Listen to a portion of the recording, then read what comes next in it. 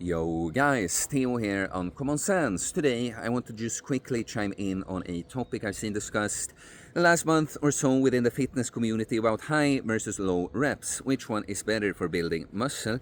Honestly, I don't even know all the points people make on each side of this argument, because at this point I see these discussions come up, but I'm just so sick and tired of wasting time on nonsense, bullshit distractions that don't really matter at all. I'm not getting anything from this discussion, okay?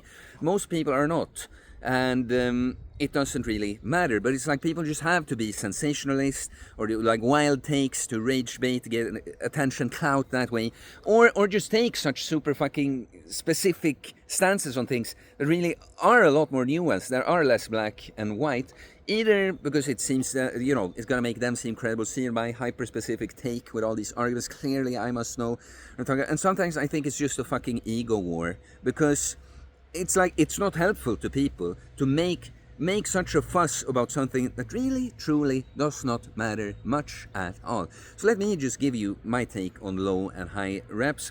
First of all, either could work. You could definitely build a great physique doing exclusively high reps. You could build a great physique doing exclusively lower reps. This question is, what should you be doing? And this is again what makes me mad, when people just have to, this take, my take, this is the optimal way. Period. When it's just not the case. It matters so much on you, your circumstances, your goals. So the question is, should you be doing higher or lower reps, or some kind of mix of both? And I'm going to argue that most people should be doing some kind of mix of both. So first of all, one argument that I see for why like lower reps would be better than higher in general, and of course when we're talking lower versus higher reps, we're still talking about taking the set to or very close to failure, right? I see people say 4 to 8 reps. 5 to 8 has always been my low rep range as someone that trains to build muscle, right? But if you pick a weight where failure would be within 5 to 8 reps, less total work is required for the same stimulus as if you picked a weight where you had to go to like 13 or 14 reps, right? So the idea is that either just less overall work for the same stimulus in one set, or that you just fatigue yourself less so you have more to give in the entire workout. And absolutely, I would say that if everything else is in place, this is something I can agree on. Like, yeah, if all the other boxes you want are ticked, absolutely, generally lower reps are, easier in a sense that way. Like, I'm an online coach, and someone that I've been a personal trainer for a long time. I still do some in-person training, and it's a classic when you want people to move up in weight. They're like, really? I'm supposed to lift more? And then they realize over time that, when I lift heavier, I get away with fewer reps, and ultimately that's easier. So I'd say that is a case for like to generally be aiming for lower reps. But what I don't like is putting this idea in people's heads. If you're doing well with higher reps, there's nothing, and you feel good about it, there's nothing you need to change, right? So the way I typically go about it is that I have like sort of 3 rep ranges that I use for myself and others, right? But it's always, the better you get at what you do, the better like your starting point, the closer to what you want to be doing your starting point is going to be. But it's always a starting point. You always have to pick like an exercise, a place, something to aim for, and then kind of evaluate as you go, right? So what I generally like is, like, for the heaviest compound exercises, like think barbell presses, weighted chin-ups, dips, some rows I actually like high reps on many times. We can see if we get to that.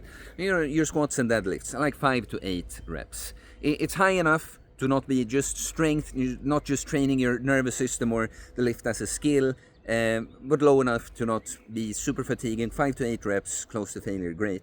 Then on sort of what I see as sort of mid-tier, second-tier exercises, there might be a multi-joint movement, but still just a little less than the biggest compound. Many of these could be approached as a compound, but often, at least when you make them in a sequence, in a bigger workout, they're not always. Like a dumbbell press, something like a lat pull down, different machines for pushing and pulling, right? Some split squats, this kind of thing. And then on isolations, I always liked a little higher, that we move all the way up to maybe 15 reps, 8 to 15, 10 to 15 reps, right?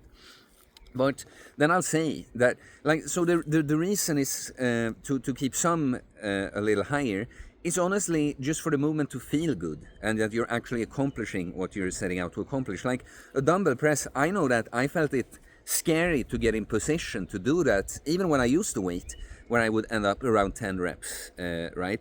And I also know that when I moved up too greedily in weight, or wanted to go for lower reps because I want a certain dumbbell weight or something, it's wobbly.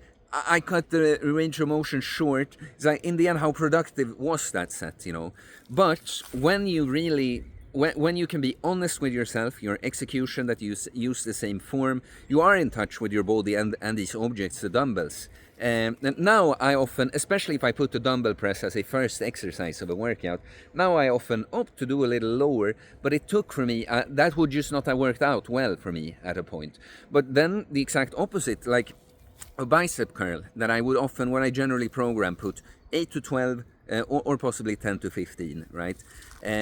Like, I would love it, and I've tried it, to be able to do lower reps, because biceps is like, it's difficult, it's just tricky for me. I also, even when I feel like I hit it well, it's always been one of the tougher muscles for me to train, burn-wise, and that. So I would love it if I could get away with 5 to 8 reps. But for me, it just seems like my other arm flexors and shoulders, like, it just does not work out well for me on lower reps. So here I've done the complete opposite and gone all the way up to 20 reps on some things, because when there's less weight to move, I feel like there's more likelihood of me being able to mentally tune in to okay, really flex with the elbow. Flex the elbow with the biceps now, right? So you see, I can both see reasons to take an exercise I often would opt to do at least mid reps, but now at this point, it's like, yourself and your body well enough, so we can go lower. But it could also make sense to take an exercise where you would do mid or low reps and be like, for me it's not working out, I do higher, right? And so another reason for this could be, especially when we're talking arms, but even talk like an exercise like a lateral raise. We get back to the arms, but a lateral raise. Now, because this is what I see in this debate now. Now there are people be like, it's like you're supposed to do 2 sets of 4 on a lateral raise or something. I'm not going to be the guy that says that one is right or wrong, but to me it seems like that's just not going to be the most productive for most people. What we're mainly trying to do with a lateral raise, right, is hit that mid delt. If you give someone that never did the exercise a weight and they're supposed to do 5 reps, you can see all kinds of swinging, bending the arm, pulling with a trap, which some of them might be okay at a later stage when you are more in tune with yourself and your awareness, and maybe that, for instance, you don't mind getting some trap in there. But it would make sense for almost always, for most people, I think, to take higher reps. And honestly, even for myself, even if I think I could make like a 4 or 5 rep lateral raise productive, I'm just not going to. It just doesn't feel well to me. It just doesn't feel good, right? So, the last thing about some things that would be great, I would love it to be able to do low rep like curls. But if that's all you do, it's just so likely that not necessarily that you run into any major injury, that's not it, but more weight, there's going to be more strain on the joint, right? So exclusively doing lower reps, you might find yourself not necessarily with a big injury, but with more like aches and pains, tendonitis kind of style, right? Little strains and stuff like that. So I think it makes sense to have a variety of rep ranges, but first of all, because that could be a stimulus in and of itself, right? And it doesn't, even if you don't change the rep range on an exercise, you can just have, let's say for the chest, that we have a barbell press, 5 to 8 reps. We have a dumbbell press, incline, 8 to 12 reps. We have some sort of fly when we go even higher, and then maybe that's what we always stick to on those exercises. But honestly, the last thing I want to say, I made a case for a few examples when something could be typically higher rep but you choose to go lower, or when something could be lower but you choose for in my case, the biceps there, to go higher. But honestly, in my view, what's going to determine it in the end is what feels best to you, because again, a lateral raise, it's just never going to feel like I'm getting what I want out of the exercise if I go too low. I want it to burn.